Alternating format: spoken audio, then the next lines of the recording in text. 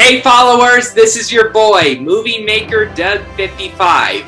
Today I am here with my coach and mentor, actor Andy McPhee, and today we have someone from the Woman of Achievement pageant from earlier this year, Diana. Hey Diana, how you doing? I'm doing great, thank you. Yeah, awesome. Hi, Diana. Do you like Di or Diana? What do you like? Diana, either Okay, one. cool. I answer by anything.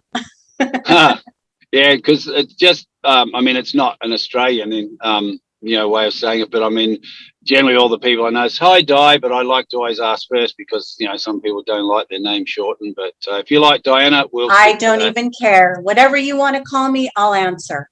Okay, Pete, how you going? Simon or Peter? Anything. Yeah, good to see you. It's been a while. Hey, good to see you. And how's things happening? You're down in Orange County, Long Beach. Sorry, Long Beach. Yes, I'm in Long Beach. How's all the COVID going down there? Well, things for a while were getting back to normal, and we were just told on Saturday or Sunday we have to wear masks again into like the gym, into restaurants. I'm 2 days a week face-to-face with students at Long Beach City College, and we all have to stay covered, the entire class that I teach. So I'm glad to be back with them face-to-face. I'm glad to be able to go out and about, so I don't mind the face mask. It's better than staying home. Oh, yeah, for sure. And you're right. I mean, yeah, it's a bit annoying, but I mean, you're right. It's better to have something smaller like that put in place rather than, we've got to, lock down and stay at home. And like they're doing in Australia at the moment, like I'm in Los Angeles, of course, but yeah, back home, they're all about 3 or 4 states are in lockdown, and some of it's indefinite again. So, not sure what the cause is. I know there's been other variants, but I'm not sure if a lot of people have had the vaccine, and I know there's a lot of controversy about the vaccine that, yes, it works, or no, it's not working against new variants. So really, I just think most of us are confused, to be honest. I think so. I have a lot of thoughts on it. I got vaccinated because I want to be protocol. I want to be, I want to help the cause, not hurt the cause. But I'm not going to criticize people if they don't get it. Not everybody knows the complete facts and figures. So no judgment here.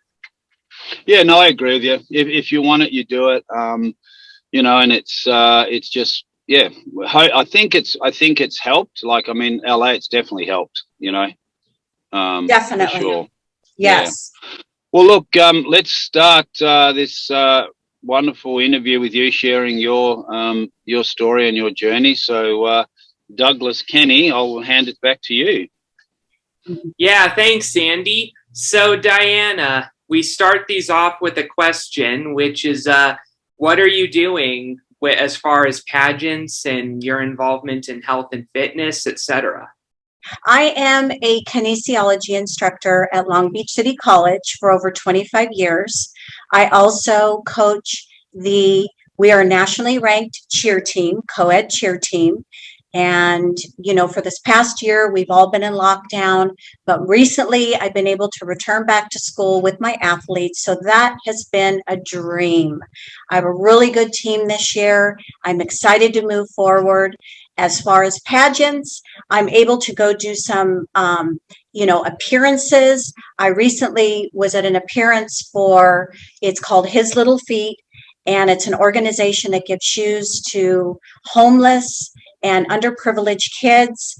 My daughter happens to be on the board of directors, and it was a lovely, lovely event and so nice to be out. That's great to hear. Yeah, that's awesome. And what is that just in Long Beach that happens? Yeah. She actually is now, her organization has gotten bigger and better over the past 5 years. So Orange County, she helps individuals in Orange County, in LA. It's getting bigger and bigger and bigger. It started basically out of her garage. And she was taking old shoes, because that's when I met her almost 8 years ago through a giving project. through Long Beach that I was part of this giving project. And she would take old shoes, wash them down, change the shoelaces, and deliver them to the schools that had the underprivileged kids. We have a school here, it's called Washington Middle School, and 40% of the students are homeless. So it's right next to the rescue mission where I volunteer on a weekly basis, and which has been my huge platform through all my pageantry. So everything is kind of intertwined, and it's absolutely amazing. Yeah, wow, that sounds really cool. It just like those sort of things, they don't just happen overnight, right? Like it takes a lot of effort, a lot of help, a lot of community and support to get things like that up and keep them going. We have a friend, just diverting a little bit off what we're talking about, but he's been on our program, Steve Spiro. He's got the dog rescue and he's been doing it for years. The biggest stress he has is raising $30,000 to $40,000 a month. And he said, the thing is, he said, it's plenty of time I wanted to give up, but he said, I just can't, because I just can't do it after rescuing literally hundreds of thousands of dogs. Like he rescues about, I don't know, between 400 to 700 dogs a month, gets them bussed up to Oregon on a special converted bus, and they get rehabilitated and then put into homes, That is amazing. Those are very special individuals, very special. They have that, foresight, and they just they're unstoppable. And there are times you just want to give up, and then you see that end result and you say, nope, I'm going to keep pushing on. Good for him. That's an angel. Yeah, absolutely. And I'm actually involved in parts of Steve Spiro's rescue cause a little bit. Like I've created flyers and even video ads for his charity with me wearing a hoodie from his foundation. So that's a really good cause. Congratulations. That's awesome. Yeah, and that's what Relentless is about, like the series that we created, which sort of started from, I said to Doug one day, because we've been working together for 6 years, I said, look, let's do a little interview with you, and you just put it on your YouTube channel, which was just about interviewing race car drivers and other things, which was great. And I said, let's just put your story out there. And when we did it, I thought, wow, this is actually cool. So we started looking for people, mainly a lot of friends that I've had that are involved in a lot of different life journeys, and wow, it's just growing. It's growing. So that's amazing. Let's hear more about your story. So first of all, can you just give us a bit of insight into what led you to doing what you're doing today? Well, 8 years ago, I was introduced to a nonprofit called Beacon for Him. They were a basic startup organization working with the homeless. And I had met this young lady, and she said, I'm starting this church up for our homeless community. We've got to raise money to keep the doors open. It was a very low scale type of an organization. And I said, look, I'm in. Whatever you need from me, I want to learn about this, and I really want to dive into this. This is very important to me. And through the beginning of that journey, we put together some fundraisers. I put on this big fashion show. It was amazing. And I think we raised, it wasn't a whole lot of money, but it was a lot of fun. I think it was like $2,000. And then I had a Zumba-thon, and I had some instructors come in, and they did Zumba, and we raised money through that. So things, as we grew, got better and better and better. We were able to hold the organization together for about 5 years. And then when the building started to collapse and things started to go sideways, it was getting harder and harder to hang on to it. But through that experience, I learned so much. And once a month, every third Friday, like clockwork, they allowed me to open up the doors to the homeless community. And I brought in over 100 pizzas. I brought in pizzas, drinks, snacks. I had my little crew on board. There was maybe 2 or 3 of us. We had it synchronized, organized, where they came in. the homeless community, and I fed them for 2 hours. And it was the most amazing experience. Anybody that I brought into those doors to help me work left with a completely different attitude. So life-changing to be able to see what this community goes through on a daily basis and to meet these individuals who had stories unbelievable. It changed me forever.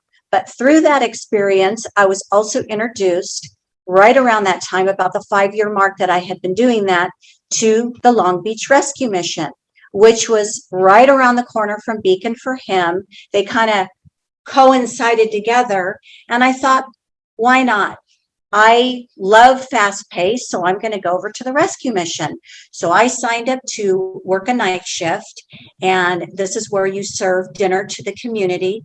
And they have this all organized where the community comes in, they check in, they allow so many at one time. It's like shifts. And they go to chapel, and there's actually a pastor that does a preaching. It's about 10-15 minutes. And then we bring them in the community, the homeless community, and they are seated in tables. It's very organized. We plate their food and we set their food in front of them. We have drinks for them. I mean, amazing food, great food. They eat. Then if there's more that need to come in, then we do a second serving. We used to see anywhere from 1 to 200 in less than an hour and a half. So you can imagine the running around, and if it wasn't organized, how crazy it would be. Yeah. And we were able to feed all these individuals in that short of time. And that just completely blew me away. I thought, oh my goodness, I thought I've seen it all, but this is all. This is amazing. And ever since that day, I've been serving on a regular basis, and I've even grown into so many other capacities as part of the Long Beach Rescue Mission. There's so much that is involved, and I keep getting more involved, and I love every minute of it. Wow, that's incredible. I'm exhausted listening to you. Oh, it is exhausting. I came home and I'm like, oh my gosh, I wanted to sleep for 3 days. That's really awesome. Like, yeah, gosh, what a lot of effort on a lot of people's parts and the community, because these things that you just can't do them by yourself. It's impossible, it's just totally impossible. And that's why, part of this series is just to maybe trigger it in someone else that they can, maybe can jump in and do a little bit. You don't have to do a lot. Like some people I spoke to, I don't have time to be in there all the time. You don't have to be. Even if you could only go in once every 2 weeks, just for an hour or 2 hours, or do something, then hey, that all contributes and helps. Absolutely. That's really incredible, though, that you've pulled that off.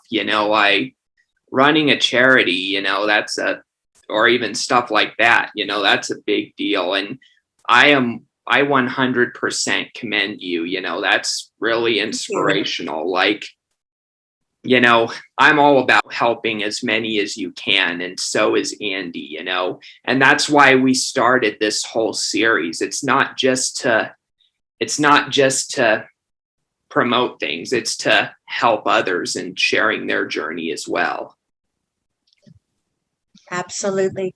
So after that, I must ask, what obstacles did you overcome to get to where you are? Well, previously, before really diving into volunteering, I suffered a lot of loss. In 2003, my first husband died unexpectedly in a car accident. That was a life changer. I never thought I was going to bounce back from that. Here I had a 12-year-old daughter who, means the world to me. And how are we going to get through this? And with the grace of God and a lot of prayer and just moving forward, I just was able to manage to get through it, but it took years to get over that. And thankfully, at the time, it was just God's way of intervention. I had met my current husband only on a friendship basis, and things transpired, and we got married, and your life does change, and you never forget those times. those hardships, feeling despair, feeling like I'm never going to be myself again, feeling that, why did this happen to me? Those life-changing experiences changes you as a person, emotionally, physically, just every part of you. And in 2013, I had lost my dad, and that was another life-changing. My mom fell to pieces, my family fell to pieces, and I think because I had experienced the loss of my husband, maybe I was able to help them through it a little bit better, but the dominoes all fell on me. And I think, again, with the grace of God helping me to get through this tragedy with my family, with my mom, I was able to, move forward. But at that point, I said, I need to change my life. Something drastically needs to change here because I'm drowning again. I'm drowning like I was in 2003, and I don't want to go back. And volunteering was brought before me, and I fell in love with it. And one thing led to another thing, led to another thing. My daughter and I were introduced to what's called Community Action Team. Justin Rudd is a big philanthropist here in Long Beach. If you ever Google him, he's very popular. He's amazing. He runs the Miss Long Beach pageant and does over 32 community events every single year. He's truly, truly amazing and so well liked, and he's, very high in Long Beach as far as prestige, and he just offers so much to the community. Was introduced to him and started doing some events, and like I said, that's when I was introduced to Beacon for Him. Beacon for Him led me to the Long Beach Rescue Mission, and my journey continues. It's not going to stop.